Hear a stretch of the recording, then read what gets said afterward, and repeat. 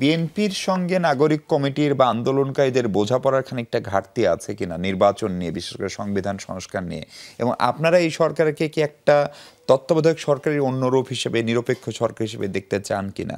কারণ তারা বলছেন যে সংবিধান পুনর্লিখন এবং এই সংবিধানে আসলে একটা ফ্যাসিবাদী কাঠামো গড়ে তোলে, ফলে এই সংবিধান পরিবর্তনের দাবি। সেটার সঙ্গে বলি যে পৃথিবীতে যতটি ফ্যাসিবাদ আছে, জি, আপনি লাস্ট ধরেন পুতিনেরটা, পুতিন কি তার যে সংবিধান পেরেস্ট্রয়কার পরে সংবিধানকে তিনি ম্যানিপুলেট করে তিনি একটা পরিস্থিতি গড়ে তোলেন নাই? হিটলার কি একটা ডেমোক্রেটিক্যালি নির্বাচিত না মানুষ না? তো শেখ মুজিব ইভেন ডেমোক্রেটিক্যালি নির্বাচিত, তিনি এক বছরের মাথায় জরুরি অবস্থার কোনো প্রভিশনই ছিল না, জরুরি অবস্থার প্রভিশন আনলেন এবং 3 বছরের মাথায় তিনি কি করলেন, 4th অ্যামেন্ডমেন্ট করে সকল রাজনৈতিক দল, সকল সংবাদপত্র বন্ধ করে দিলেন। এটা কি তাকে সংবিধান বানিয়েছে না তিনি সংবিধান তৈরি করেছেন? তো পৃথিবীর সবথেকে ভালো কথা সমৃদ্ধ সংবিধানের নাম হচ্ছে মালদ্বীপের সংবিধান। মালদ্বীপের সংবিধান কি ওইভাবে কার্যকর?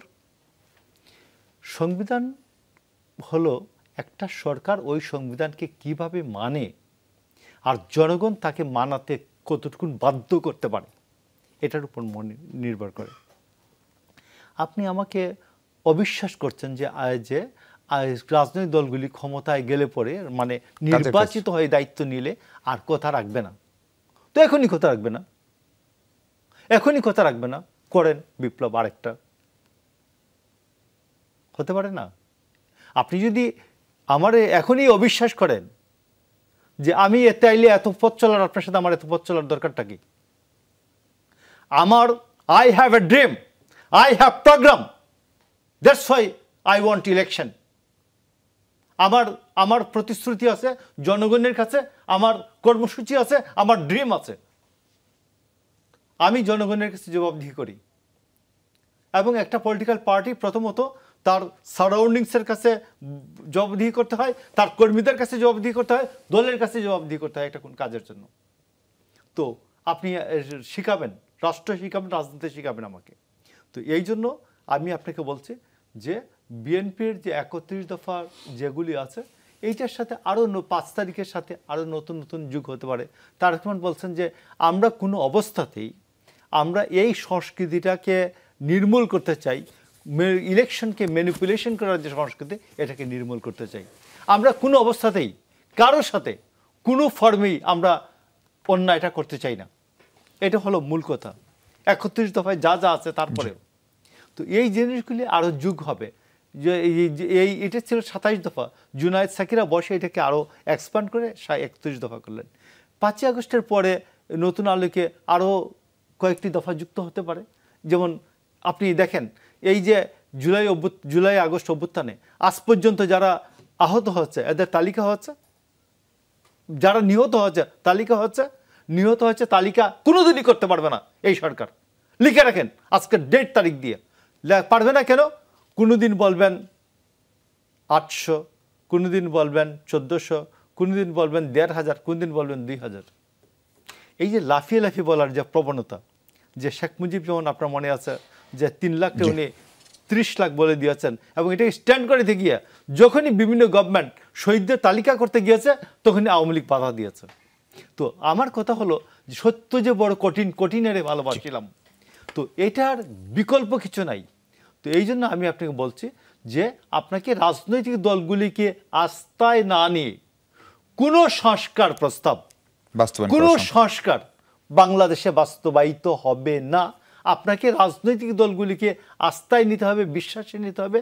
এবং জুলাই আগস্ট অভ্যুত্থানে আপনি ছিলেন মাত্র একটি সাইনবোর্ড মাত্র, পোস্টার মাত্র, একটি ব্যানার মাত্র।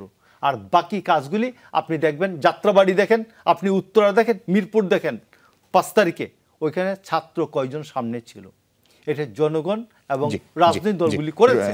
এই জন্য আপনাকে বলছে যে আবার লাস্ট আমার 30 সেকেন্ডের মেকিং দ্য পয়েন্ট, যে রাজনৈতিক দল এবং জনগণকে আপনার আস্থায় নিতে হবে, নিয়ে সংস্কার প্রস্তাবটা বাস্তবায়িত করতে হবে। রুবেল ভাই, সেক্ষেত্রে নির্বাচনের ভবিষ্যৎ কি দেখেন আপনি? মানে কোন নির্বাচন হবে আসলে? ধন্যবাদ।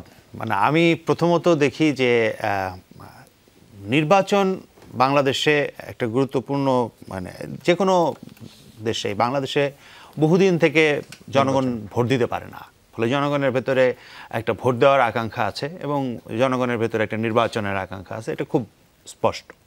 নির্বাচন গণতন্ত্রের জন্য আবশ্যিক শর্ত, এটা ছাড়া কোনো গণতন্ত্র হয় না। কিন্তু এটাও ঠিক যে শুধু নির্বাচন হলেই গণতন্ত্র হয় না, কারণ যে সমস্ত কথাবার্তা উনিও উদাহরণ দিয়ে বলেছেন যে ধরো যেন হিটলার গণতান্ত্রিকভাবে নির্বাচিত হয়েছেন কিন্তু তারপরে ফ্যাসিবাদ কায়েম করেছেন। তাহলে এই যে ফ্যাসিবাদ কায়েম করারটাকে প্রতিরোধ করার জায়গা কি সংসদে আছে, মানে সংবিধানে আছে? আছে, সংবিধানে আছে। ধরেন মার্কিন যুক্তরাষ্ট্রে কেউ এইভাবে ফ্যাসিবাদ কায়েম করতে পারবে না। ট্রাম্প অনেক কিছু চেষ্টা করছে, কিন্তু তার চেক অ্যান্ড ব্যালেন্সটা এমনভাবে দেওয়া আছে যে আসলে ট্রাম্পের পক্ষে অনেক কিছু করা সম্ভব হচ্ছে না, কিংবা আরও অন্য অনেক জায়গায় এটা করা সম্ভব না। ফলে সংবিধানে আসলে আমার অনেক ভালো ভালো কথা থাকা গুরুত্বপূর্ণ না, সংবিধানের পাওয়ার ব্যালেন্সটা কি সেটা হচ্ছে সবচেয়ে গুরুত্বপূর্ণ। আমরা এখন যে কথাটা বলছি যে আমরা তো আসলে বহু বছর ধরে, আপনারা এটা জানবেন যে আমরা বহু বছর ধরে একটা গণতান্ত্রিক সংবিধানের জন্য আন্দোলন করছি, সংগ্রাম করছি। সেই 15 সাল থেকে আমরা এই কথাটা বলে আসছি এবং পঞ্চদশ সংশোধনের মাধ্যমে বাংলাদেশের সংবিধানের যে পরিস্থিতি তৈরি করা হয়েছে তাতে এই সংবিধানের অধীনে আসলে একটা সুষ্ঠু নির্বাচন হওয়াও সম্ভব না। তাহলে এটা হয় নাই, এটা আমরা দেখেছি যে এরপর 18, 24 যা নির্বাচন হয়েছে এগুলো সব একতরফা এবং অথবা ভোট চুরি, এগুলো ছাড়া আর কোনো নির্বাচন হয় নাই। তাহলে এই জায়গাতে যদি আমরা একটা নির্বাচন করতে চাই তার জন্যও আসলে সংবিধানের পরিবর্তন দরকার। আমরা আবার ওনাদের মতো এই সরাসরি এটা গণপরিষদই হতে হবে এটা আমরা বলছি না। এই কারণে মানে আমরা এই কারণে বলছি না, আমরা বলছি যে আসলে আমাদের তো একটা সংবিধান আছে, ফলে একেবারে নতুন করে সমস্ত কিছু পুনর্লিখনের দরকার নাই, কিন্তু সংবিধানের ক্ষমতা কাঠামোকে পরিবর্তন করা দরকার। সেই ক্ষমতা কাঠামো পরিবর্তন করার জন্য আপনি সংস্কার করতে হবে, কিন্তু এই সংস্কারটা আপনি করতে হবে এটাকে স্থায়ী ব্যবস্থা আকারে। এই যেই কথাটা উনি বললেন যে অ্যামেন্ডমেন্টগুলো বাতিল করে দেওয়া হয়, কিন্তু অ্যামেন্ডমেন্টগুলো কিন্তু বাতিল করে দেওয়ার এখতিয়ার থাকে আদালতের। কিন্তু যদি আপনি জনগণের কাছে ম্যান্ডেট নেন, হ্যাঁ, জনগণের কাছে ম্যান্ডেট নিয়ে এই সংবিধানকে রক্ষা করার দায়িত্ব দেন হচ্ছে আদালতকে, তখন কিন্তু আসলে আদালতের ওই এখতিয়ার থাকে না যে আদালত এই মানে যে সংস্কার করছেন আপনি সেই সংস্কারটা বাতিল করে দিতে পারবে। ফলে এখানে কোনো দলের প্রতি বিশ্বাস অবিশ্বাসের প্রশ্ন না, এটা হলো স্থায়ী সমাধানের প্রশ্ন। এই জন্য আমরা টেকসই সমাধানের প্রশ্ন। এই জন্য আমরা বলছি এটা হচ্ছে সংবিধান সংস্কার পরিষদের নির্বাচন আকারে যদি করা হয় তাহলে এটা সবার জন্য অনেক ধন্যবাদ আবুল হাসান রুবেল ভাই, অনেক ধন্যবাদ মোশাররফ আহমেদ ঠাকুর এবং মনিরা শারমিন, আপনাদের তিনজন।